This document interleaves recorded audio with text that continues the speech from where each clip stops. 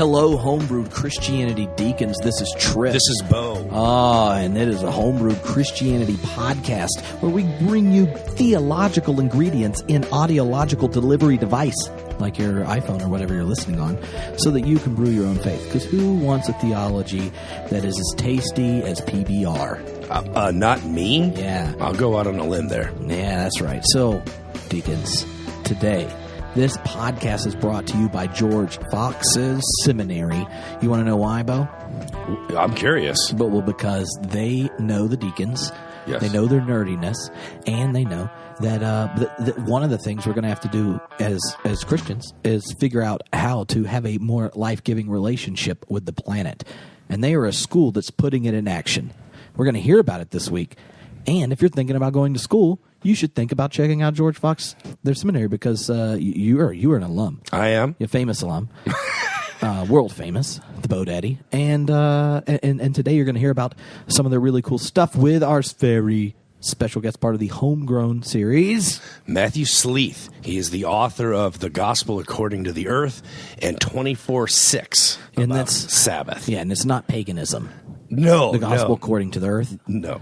He has also helped develop this thing called the Seminary Stewardship Alliance, and it's a collection of more than 20 seminaries that are dedicated to new models of stewardship in preaching and teaching and practice.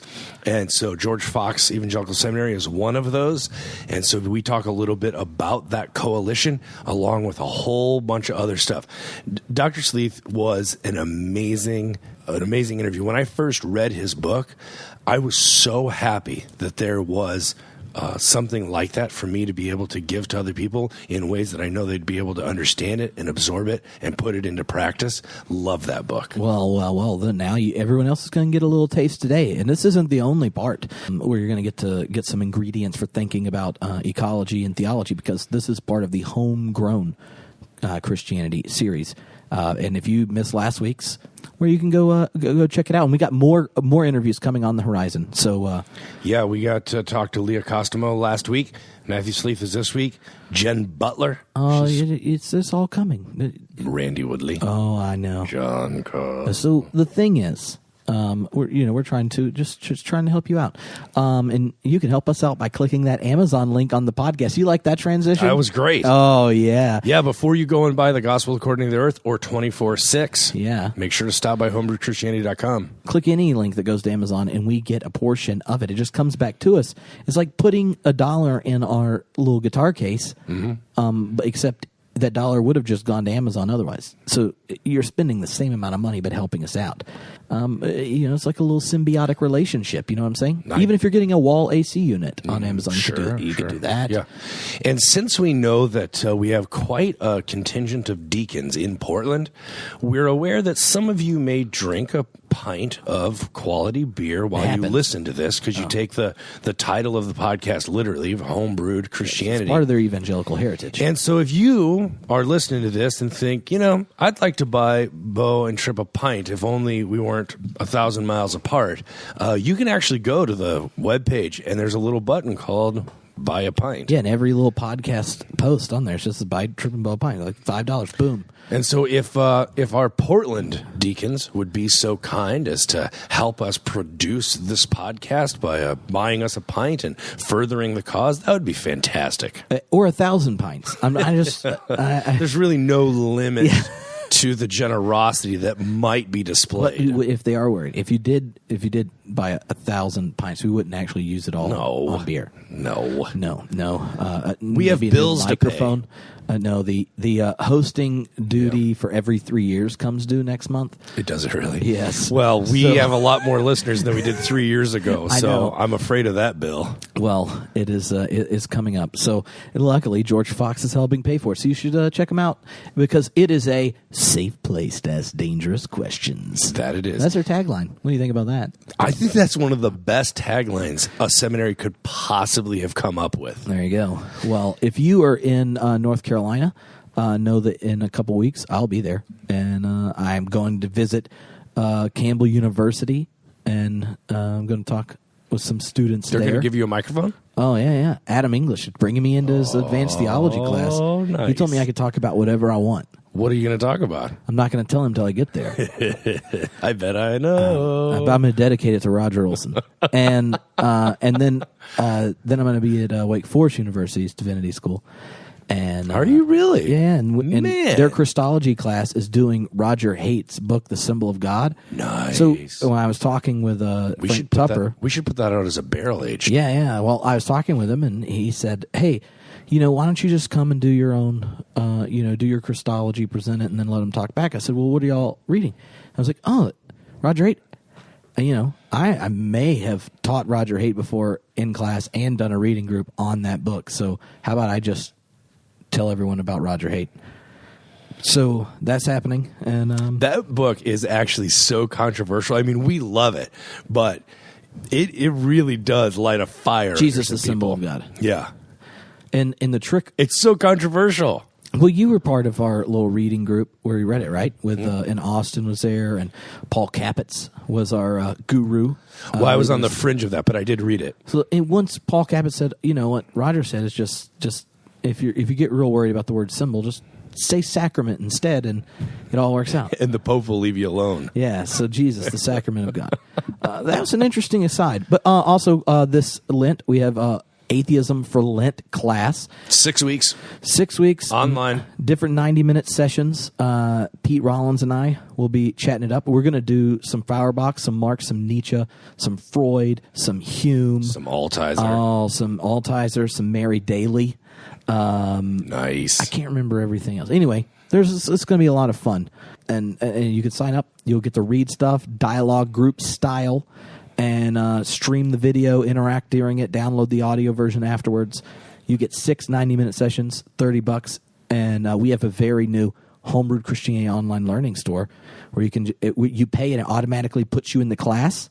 It will be cutting out a number of the problems that existed in previous high-gravity incarnations. And you can also pick up those former high gravities now. Yes, we have a functioning HomeGrown Christianity download store. You can download 6 sessions on radical theology with me and Pete. You can do the 6 sessions religion and science with me and Philip Clayton. You could download the 6 weeks of small group curriculum videos with Rob Bell, Peter Rollins, Barry Taylor with the Bo Daddy and I. And we'll be getting some more stuff up there soon. So, yeah. Just head on over to HomeGrown Christianity and click the big store link, and then click the download store link and the learning store, because we're excited to intensify the nerdom for you. We take great pride in being theology nerds, and we get the honor of doing this little podcast with the microphones and distributing quality ingredients for people to brew their own faith in their own place. And remember, if you're listening to this and it is in February still going on, then know that you can call the speak pipe. It's a little button on the side of our homepage. Looks you like click a microphone. It, and we are collecting questions that progressive Christians stumble over. They have a hard time answering. They don't know what to say. No, you don't need to be a progressive Christian to answer this. No.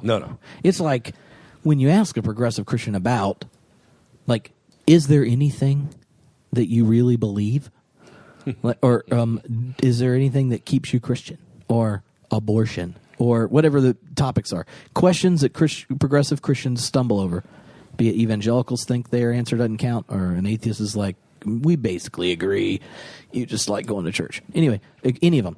So you call them in, leave it there, and our friends over at Chalice Press are going to do a giveaway of all 3 of the banned question books for the winner. Right? We're going to draw the name out, and then we'll have a podcast, and we'll play the questions and have a lot of fun with them. We're actually going to head down to the coffee shop down by the beach and see if Mr.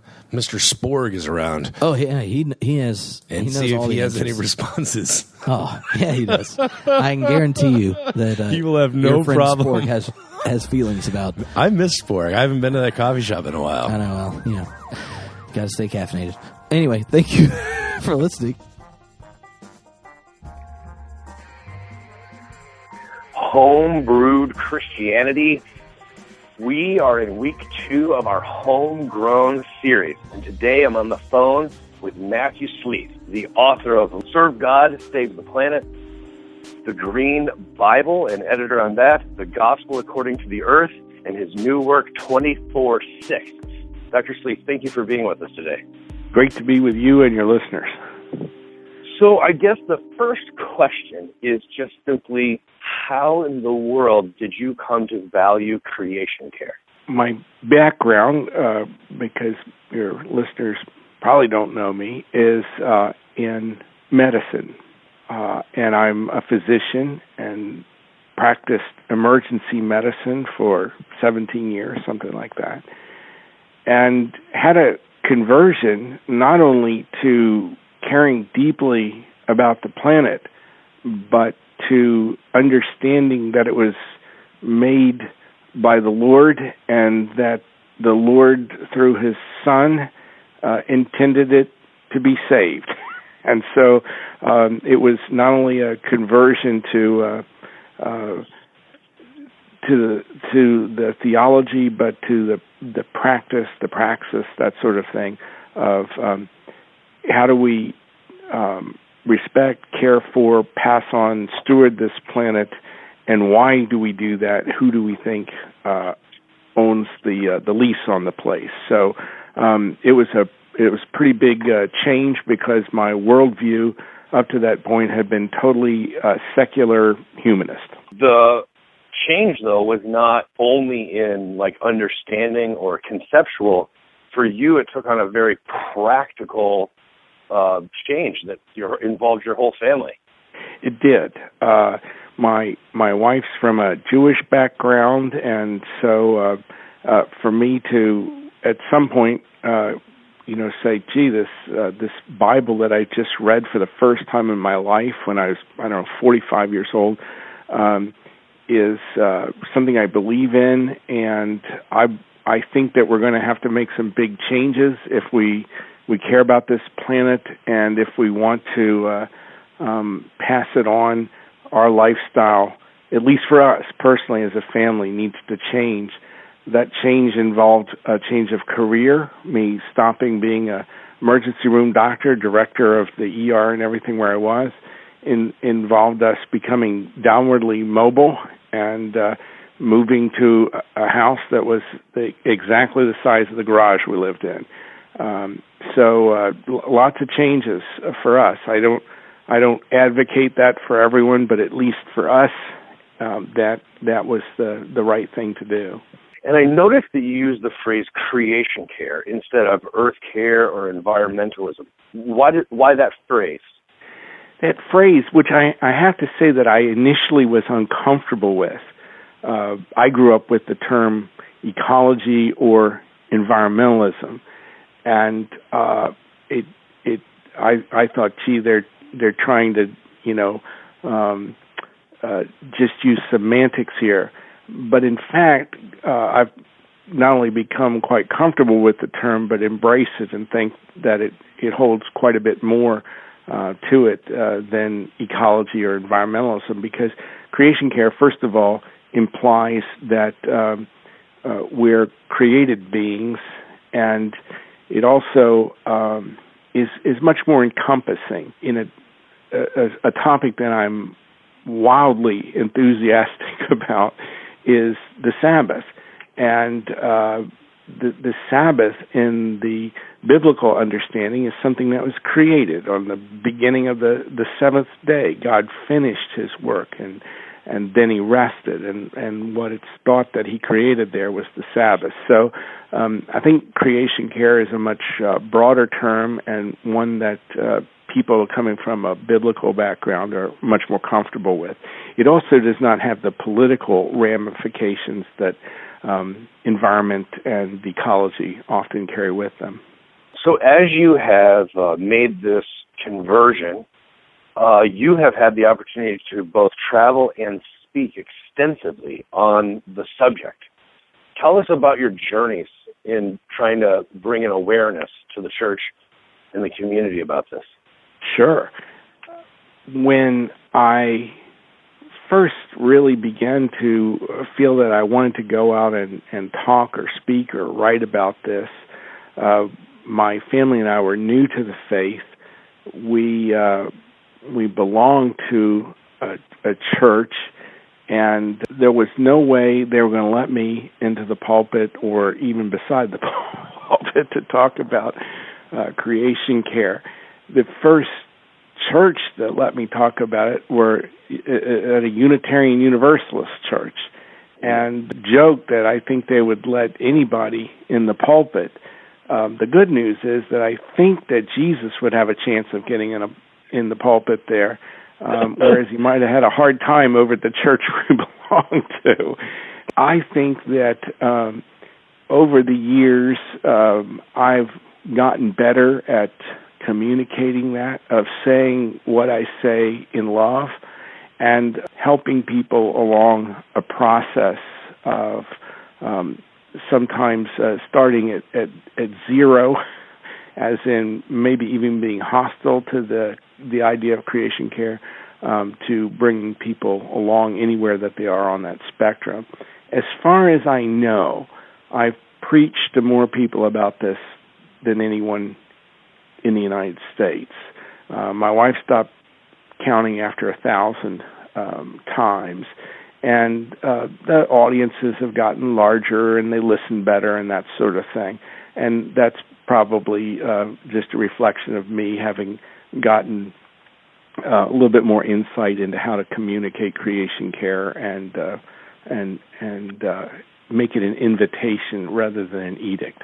As you travel and with all of this speaking that you've done, what are the common themes that come up? We'll talk about challenges in a minute, but what seems to be the central kind of set of topics that draw such interest? Well, I think the thing that I learned early on was that, particularly for churches that would be called conservative, or to where this message was new, that really rooting it in a biblical context was really important, because I don't think that was often done, or people didn't have knowledge of that. I recall once being at a church, and after the church service, there was kind of a breakout. Maybe there were only 100 people or so in the conversation after the church service, and I kept giving examples of things, and I was doing my best to kind of paraphrase them out of the Bible, but I wanted to specifically quote out of a Bible, and I asked someone for theirs, and it was one of those Bibles that's got stickies and highlights in 5 different colors and, tattered pages. It was a well-loved and used Bible that I was handed. I kept going again and again to find the quote in different parts of the Bible. It would be the only section on a page that wasn't highlighted. And so I think there's, that was really a kind of indicative of a lot of times I would find that people just had skipped over those sections in their Bible, and didn't necessarily feel hostile, but hadn't had anybody tune in on them. And so I think particularly for the more conservative churches, that rooting it not just in proof text but in a broad narrative in the Bible was very helpful in allowing people to engage with the subject. The other thing that would come up again and again was, is this tied to a particular political agenda? And other than the political agenda of having a livable planet a century from now, I don't really think it is. We don't know if the children born in 2113 are going to be Republicans, Democrats, Socialists, Green Party, Blue Party. We don't know. But we do know that they're going to have a common set of needs, and those needs will be food, water, shelter, opportunity. And so that takes it out of a political context when you really start thinking about it that way. Before we get to I said we were going to talk about some of those points of contention. Before we get to, I guess I need to ask you, when people say, is this coming with a certain political agenda, what do they mean by that? Because it seems to me that doing nothing is also a political agenda of reinforcing the status quo. So what does they mean? What's their concern? We can we can say we're for something or against it, and that doesn't necessarily mean anything. Let me give you an example. I remember being in a small Baptist church in a rural area and giving a sermon on creation care, and it went pretty well. And afterwards, there was a man who obviously a farmer and real sincere. I remember him kind of grasping my hand, and his hand was about twice as wide as mine from milking cows, that sort of thing.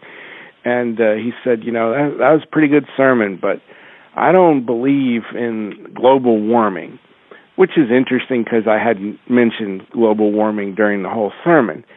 And instead of either A, having an argument about global warming, or B, ignoring it, I said, tell me about your life.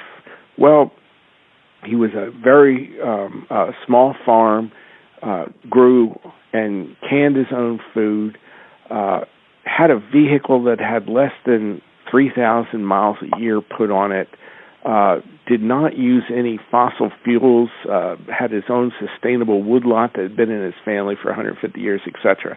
And my response was, you just go on not believing in global warming, because the fact is his footprint was lower than anybody I'd talked to who was an environmentalist who might feel perfectly comfortable saying, I believe in the environment and that global warming is real, and would jet off to the other side of the planet to go to a conference or whatever. So to some extent, creation care gets beyond our politics because it demands of us action or restraint or sacrifice, etc.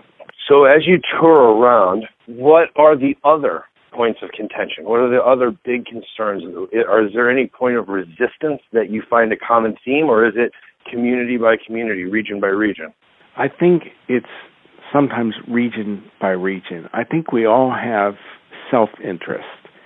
It gets hard to separate our self-interest and our faith sometimes. And at least my experience has been to find out that at the level I work at, which is somewhat that of a chaplaincy almost for creation care, that you're going to meet people in different places, and if you want to bring them along in being better stewards, that the worst possible thing to do is you're really stupid, to say you're really stupid and you need to be more like me. I've found very few people convert with that approach. That instead it's to listen, to understand where they're going, what their concerns are, enter into a dialogue with them, and then challenge them after that. That has taken me to, within the last year, to 2 miles underground in a coal mine in eastern Kentucky, talking to the miners. That, by the way, is a very interesting trip to go 2 miles into the earth. I can only imagine. And then, the conversation that we had when we come out, when the hard hat comes off and the boots and the overalls, and I've got the coal on my face, is a little different than if we just met and started arguing in a building or the church. It's taken me to the site of a well in Midland, Texas, that was being fracked that day. And again, the conversation is different if you sit there with the energy company owners, in the trailer outside the fracking site and eat food first and then go back to their office and talk. So all that to say that I think that there's a role for a political approach to this. I think there's a role for a scientific approach, but I think there's a role that those, particularly in the clergy, have, which is different and engages people where they are. So we have lots of clergy who listen to the show. What's the main conversation that you find that you have with clergy? What is there a common thing you find that maybe makes them leery to sign on? One thing I noticed year after year, I would go and more and more over the years, I would be dealing with larger groups of clergy. At first, it was just whoever had invited me to their church. Then it was groups of clergy, that sort of thing. And also people in the academic setting, in seminaries, theology schools, is that people coming through seminary often had no training in this. And we don't want to talk about things that we have no expertise in. It's just natural. We want to drive the conversation to where we feel comfortable. The world, however, is talking about the environment. You cannot pick up a magazine, whether it's Time or a financial, the Wall Street Journal, or National Geographic, or your city paper. You can't pick up a publication practically that doesn't have an environmental story in it. And so the world is out there talking about the environment and what's happening with the earth. But people were coming through seminary where that often wasn't discussed, or if it was, it got one lecture, out of 3 years or something like that. And some of the conversation just revolved around the first steps. How do you talk about that? That led, by the way, to something you and I were discussing before we started this podcast, and that's the Seminary Stewardship Alliance. Do you mind if I just talk about that for a second? Let's talk about it. Yeah, and so I realized that we're really going to need a change in seminaries. That we're going to have to increase the conversation, the experiences that were happening around creation care within seminaries. And so a couple of years ago, started talking at Asbury Seminary, which is, I'm located in Lexington, Kentucky, and it's the seminary closest to me. And I've worked quite a bit with them over the years. And Tim Tennant, who is the president, or is the president there now, and Richard Mao, who's was the president at Fuller, and said, how do we get seminaries to live, preach, teach, and hold each other accountable for biblical stewardship, for advancing creation care, not only in an academic setting, but in our practice, etc. And we got 12 schools at the level of the school, meaning at the level of the board, the trustees, the president or the dean, and the faculty to sign on to this. We brought those 12 schools, the presidents or the representatives from them, together on Earth Day, 2 Earth Days ago, so a year and a half ago, and brought them together at the National Cathedral on Earth Day. I gave the sermon there. I'd actually given a series of sermons at the National Cathedral, one a month for a year, about creation care. We brought those representatives together. We signed. We had Wendell Berry come and eat lunch with us and chat, and awards were given all the way around. And that began a process for those schools. There are now 25 or so schools in that now in the United States, and we're having 9 join us in Australia, and it'll go worldwide from there. So it's been very fast growth in a short period of time. Wow. So we'll come back and talk more about the schools that are partnering, because I think it's a fascinating coalition. Mm-hmm. But I had tweeted that I was about to interview you, and if anybody had any questions for you. Mm-hmm. So Scott Emery wants to know how your medical education and practice underscore your ecological concerns.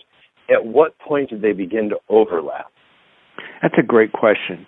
First of all, the training in medicine is interesting in that it's they're the very hardcore science years where you take the basic sciences and physics and that sort of thing. So there's a grounding in the science, and then there's certainly the biology, and then specifically the biology and the pathology of what it means to be a human. There's not only that, but something that I found particularly useful over the years as I've been called into this ministry, which is how do you translate science to the person simply sitting in front of you who may have very little science. If you have somebody that comes in and they've got a pain radiating around their flank and it's excruciating, and you tell them they have nephrolithiasis because of peristalsis in the right ureter or something, you've just lost them. If you say you got a kidney stone and you feel like you're going to, you're giving birth to a rock, well, they get that, all right? So there's that practical education also of how do you translate your science to a vernacular that somebody's going to understand. We are not separate from this planet. We may live in our head, but our bodies live in this world.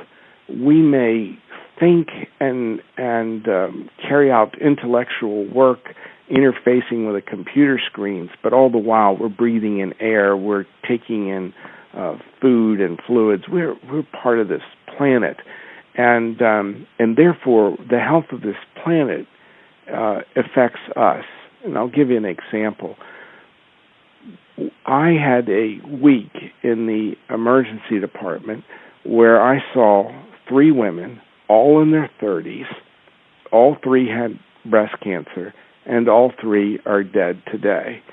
And it was so upsetting to me that I said, what are the odds of this happening?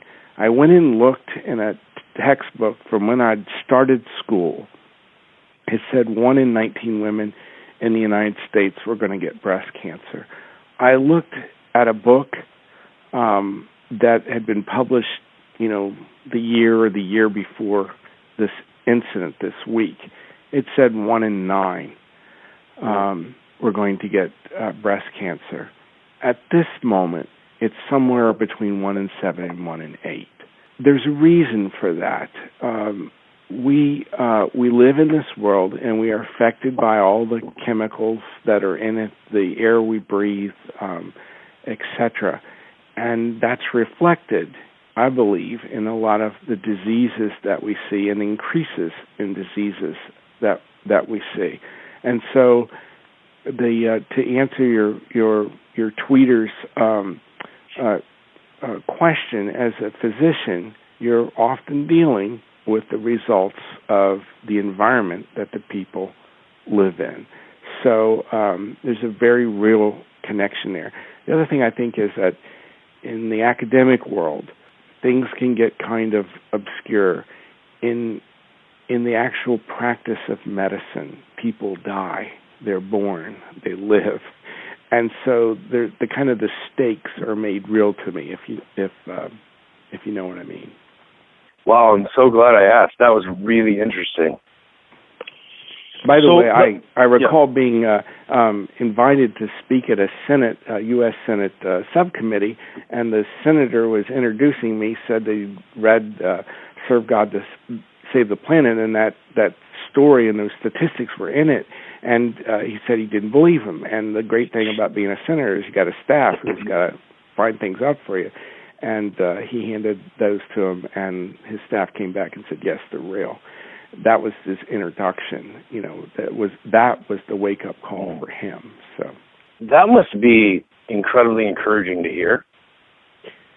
It was, and so I got the opportunity to talk about that with his subcommittee. That's great. Before we get to the nature of God and the importance of Sabbath, I want to read a little part of your book here that I thought was interesting. Just ask you to comment on it. Sure. So it's on page 66, which if you're a theologian nerd like me, you think it's funny because that's, 2 of anything is testimony and 6 is the number of man. So I got a kick out of that. But which one of the books is it, by the way? Oh, sorry, The Gospel According to the Earth. Right. Okay. Gotcha. Okay. See, I'm glad you clarified that. So here's the quote. If we can learn from biblical history, perhaps we can also start learning from the mistakes of recent history. Again, we need to ask ourselves, how would we have reacted with limited knowledge and an unknown future? And then you give a series of scenarios, just one-line scenarios. But here's the part I want to ask you to comment on. As we learn from the mistakes we have made, we can begin to see them as gifts that they are, the keys to a better future. If I can't remember the last time I was wrong on an issue, I'm not thinking biblically. The Bible is a kind of master key. When used in wisdom, it allows us to avoid repeating mistakes and some of the outcomes of poor choices. So talk to us about being wrong in the past as a gift and how in the world the Bible factors into that. Well, as you were reading that back to me, I was remembering it kind of vaguely, right? And, really, some of that comes from John Wesley and his view that we have, the Bible and experience and that sort of thing. So that, let me give an example that would have no political overtones to it whatsoever. Oliver Wendell Holmes Sr. was an obstetrician, gynecologist in Massachusetts at Mass General and the Women's Hospital there at the time, and he independently discovered that you needed to wash your hands and your instruments when you went from doing an autopsy to delivering a baby. At the same time, a physician in Vienna, Semmelweis, discovered the same thing. They encountered great resistance from the medical community to washing your hands or washing the instruments. They washed in a solution of lye. Holmes had his license to practice medicine in Pennsylvania revoked. Now, it didn't really matter because he didn't practice medicine in Pennsylvania anymore, but there was a symbolism there. And the reason that he had his license revoked and the reason that Semmelweis encountered so much resistance was that because the physicians looked at the Bible and didn't see it lining up with what Holmes was saying. And the verse that was used, do you know what it is, or can you guess? No.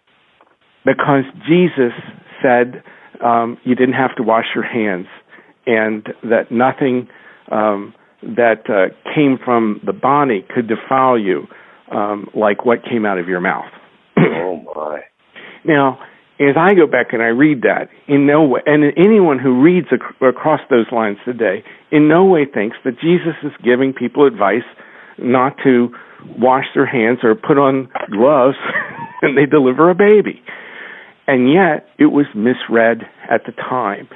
And now we can say, it's not Jesus, it's a misreading of the Scripture, and it's a misapplication of it. And so I think that when it comes to the environment, we have the same historical precedents.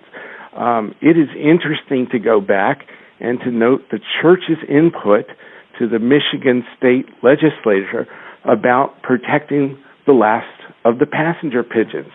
By the way, the church got it wrong in this one. The church has not always gotten it wrong. The church weighed in the 1500s about the extinction of the auk, and they got it right then. Their theology was right. They correctly applied it. And so as the church begins to weigh in on creation care, and there's the intersection between faith and politics and science, I think it's quite helpful to go back and say, when were we wrong? When were we right? And can we learn some principles that help us go forward? And I'm very excited. That, by the way, is not really done in any seminary setting that I know of yet, but I have great faith that it will be in the next 5 to 10 years that we'll begin to apply John Wesley's method to examining future issues. And I think also what I'm trying to teach there is humility. I've certainly done things wrong in my life, made mistakes, and that's fine. I'm human. But if I can't recognize those mistakes and hold on to them in my memory, I'm just bound to repeat them. Yeah. No, you don't know this, but I'm a huge fan of Wesley, and that Wesleyan quadrilateral is so important to me because I think that especially for the 21st century, that to have a dynamic interplay between tradition and experience, scripture and reason is so vital, because if we neglect one of those, we could make some really cataclysmic mistakes. So you're speaking my language is what I'm saying. Oh, great. Yeah. So let's talk about Sabbath first. Why has that gripped your imagination and harnessed your passion like it has? One is entirely personal. I discovered the Sabbath really even before I discovered the Bible in Christ. I discovered the Sabbath by a fluke in that I'd become a director at an emergency department. I had always objected to the directors I'd worked under assigning themselves the plum dates and in the scheduling. And so I thought I'd be egalitarian about the whole thing, and I handed the schedule to another doc, and I said, "You do it, and I'll just take whatever you give me." Well, that doctor promptly assigned themselves all the best dates and assigned me to work every single Sunday for like a year practically.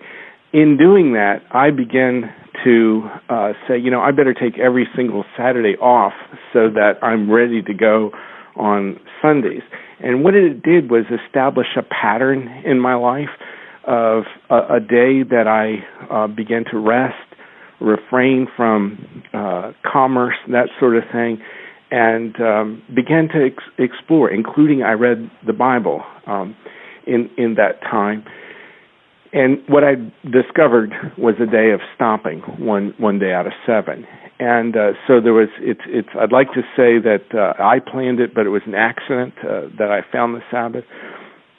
As I became a committed Christian in the area of creation care, I've realized that all of the ethics that we have about taking care of the land, about having limits placed upon us, etc., come through the sabbatical laws and under that rubric in the Bible. And so it's enormously important for the whole topic of creation care.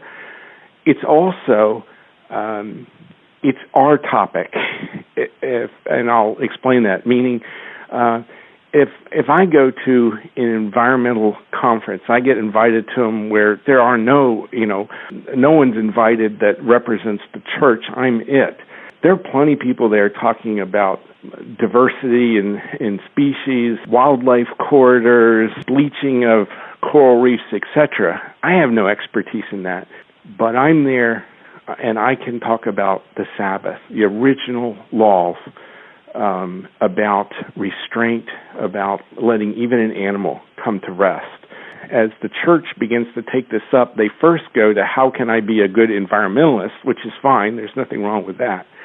But where we are headed and what you will see much more of in the next decade is a conversation about the Sabbath, because we live in a world that wants to go 24/7 and put absolutely no limits on anything. And, of course, that's not the world that we see God prescribing in the Bible. What do you think our participation in or resistance to Sabbath, any limitations at all, says about our view of God? First of all, if we back up to the first page of the Bible, okay, and we see God creating this world, and we see on those days more and more complicated things that come to be, and God saying good, good, good, tav, tav, tav, and then Adam and Eve are created, and we see God saying very good. That's not the end of creation. The end of creation is when God finishes work on the seventh day, creates the Sabbath, and then says, holy. To me, that trumps it all. Good, good, good, etc. Very good, fine, but holy trumps the whole thing. And so I think in order to have an understanding of God, we're invited into this space with God in which we are not human doings, we're human beings. And so to me, it's the most joyous practice in my faith is to enter into a Sabbath each week. So what does that look like for you? I mean, growing up, I was always told, how important Sabbath was. It was one of the 10 Commandments after all. And yet, Sunday, as a minister's son, was the busiest day of the week, including Vespers in the evening. So I was always getting mixed messages about because I thought Sunday was the Sabbath, and yet it was kind of counterproductive. What does Sabbath look like for you? Great question. Now, a lot of your listeners are in the ministry, as I understand it, and I'm going to make the offer that I would love to come back and talk about this at length, because it's a huge subject. Okay. It's not done in sound bites. And if people have real interest, they can get 24/6.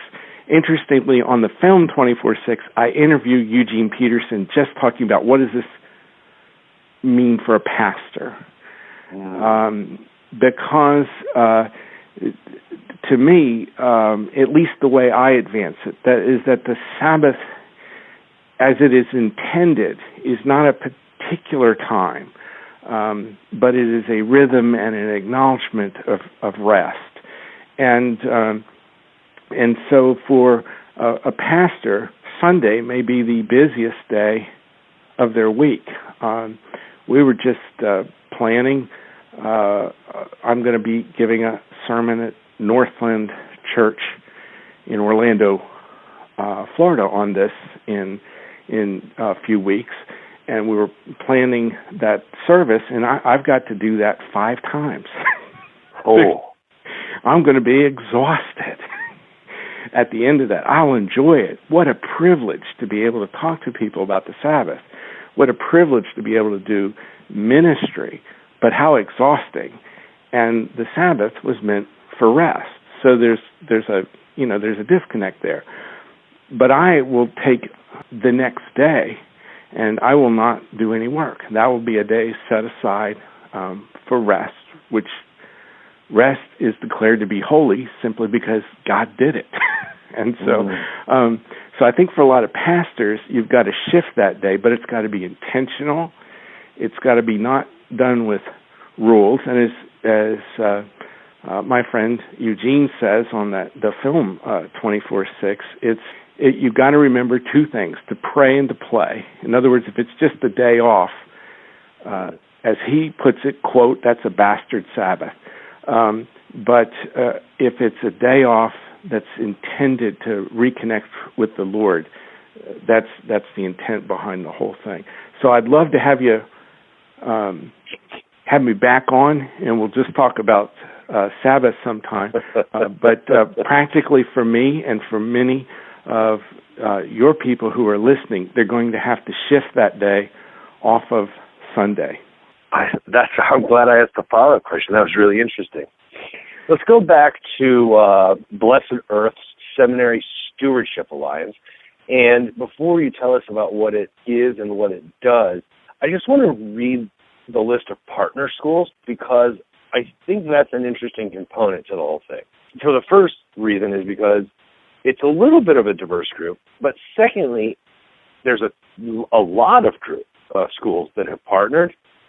And so I'm interested about this effort and the collaboration that's going on. So let me read this list. Anabaptist Mennonite Biblical Seminary, Asbury Theological, Candler School of Theology, Columbia Theological, Denver Seminary, Duke Divinity, Fuller Theological, Garrett Evangelical Theological Seminary, George Fox Evangelical, Gordon Conwell, Luther Seminary, Lutheran School of Theology of Chicago, Lutheran Theological Seminary, Gettysburg, Northern Seminary, Northeastern Seminary, North Park Theological, Payne Theological, Southeastern Baptist Theological, Tabor Adelaide, Wake Forest University, the School of Divinity, and the Wesleyan Seminary at Indiana Wesleyan University. That is quite partnership there.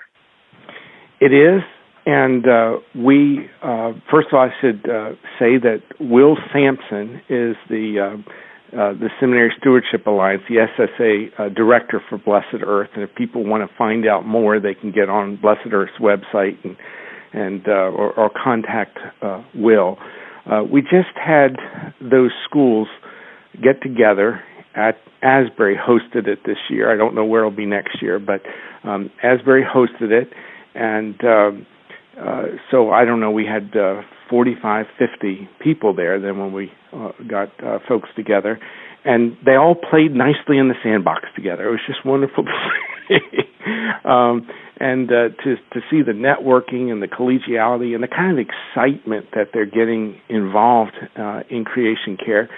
And with those schools, there's not only theological differences, but there's massive differences in size. Some of those schools have multiple campuses. Some of them are small schools. Some of them are primarily done through distance learning, that sort of thing. So there's not only a diversity in theologies, but there's a diversity in the way they actually exist.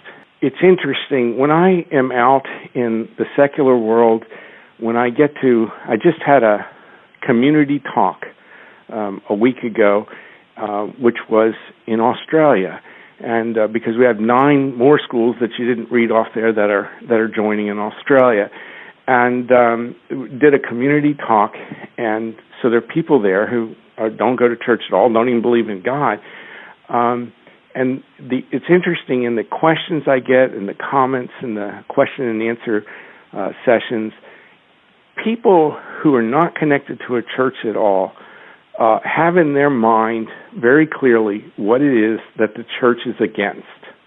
They know everything that we're against, and they're a little foggy on what we're for. That's not as clear an area to them. And to go and to say we believe that we were created and that our Creator was willing to sacrifice His own Son to save this whole thing is they sit forward on the seats and they want to know more. And so I think that's part of the excitement in the seminaries is to be for something, is to act in a very positive way, and to equip pastors to deal with the concerns of this next generation. And the next generation, to generalize, knows all about the environment and understands why that's relevant. They're a little foggy on how the church is relevant. So to connect those two, what a lovely thing to do. So as you all get together, what seems to be either the greatest need or the greatest interest as far as the expression, what you're going to focus on, or where the energy goes, or where the money goes? What seems to be developing there? I'll start with the last, where the money goes. I think that one of our first tasks is to bring resources to bear on this, and Blessed Earth has been successful in rounding up and gathering millions of dollars of resources. We just got $1.5 million grant to work on the Sabbath in the state of North Carolina. And so that's one of the first tasks, is we've got to bring our resources to bear on this. I'll just continue because it's my personal interest is the Sabbath. Not that I'm not interested in all of this, but if you were to think about how many full-time people get up in the United States and their job is to grab your attention and get you to spend money and consume on a Sunday. There's on Super Bowl Sunday, people will have spent the entire year making ads to get your attention. Mm-hmm. Hundreds of millions of dollars will be spent. And that's just on one event. There's stores and shopping centers and et cetera. So there's all over the country, there are hundreds, thousands, perhaps, hundreds of thousands of people that are working to get you to be a consumer on Sunday. Mm-hmm. They have millions of dollars, billions of dollars at their disposal. How many people wake up on Monday morning and full time work at getting you to not do that? How many Sabbath chaplains are there by denomination, etc.? I believe I know the answer to this. There are none. In the United States, there's not one full-time person that says, my job is to defend the Sabbath. By the way, your listeners are invited to correct me if I'm wrong. Tell me where they are. I'd like to know. We're hiring one to do this full time. So to bring the resources to bear, and the Sabbath, remember, we connected to creation care, is going to be an exciting thing. Some of the schools have interest just in their infrastructure. How can they get their electric bill down?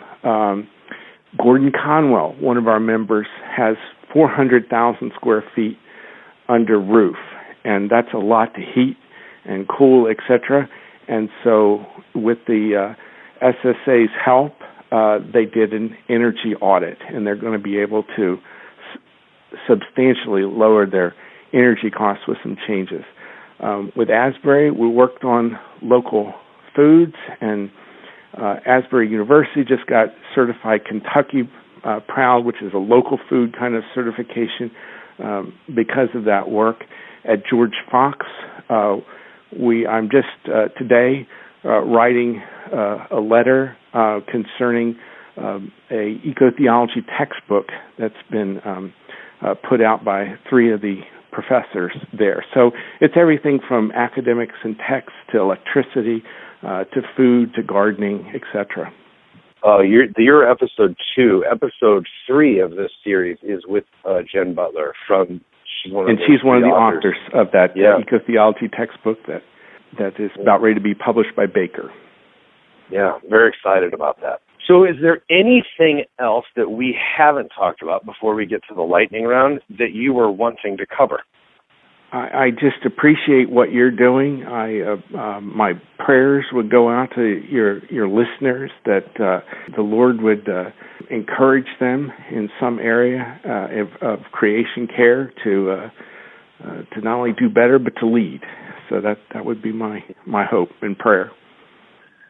Well, I wanted to thank you for taking the time to talk with us today. This has been very interesting, and you have a standing offer to come back and tell us how an entire episode could be on the subject of Sabbath. Oh, I'd be delighted to do that.